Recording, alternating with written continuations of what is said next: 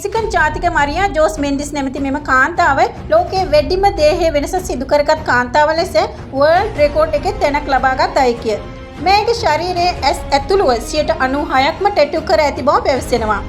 ඊට වඩා සම යටින් ඉම්ප්ලාන්ට් කළ අං පිහිටුවාගෙනත් තිබෙනවා.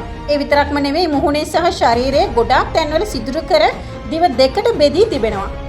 ඇයගේ දත් වෑම්පයර්ස් සකසා ඇති නිසා ඇයට වෑම්පයර් නොහොත් ජැගුවාර් වුමන් ලෙසද හඳුන්වනවා.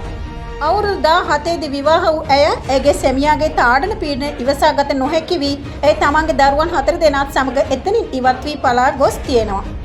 එයින් පසුව ක්‍රිමිනල් ලෝයර් කෙනෙක් වූ මෙය ඉස්සර ඉඳන්ම ආසාවෙන් සිටි ටැටු ආටිස්ට් කෙනෙක් විදියට වෙනස් වෙලා තියෙනවා.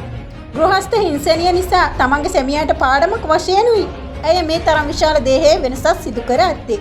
තමන්ගේ ශරීරය තමන්ට කැමති පරිදි වෙනස් කර ගැනීමට තමන්ට සම්පූර්ණ අයිතිය තියෙන බව ඇයගේ සැමියාට පෙන්වීමටත්ය.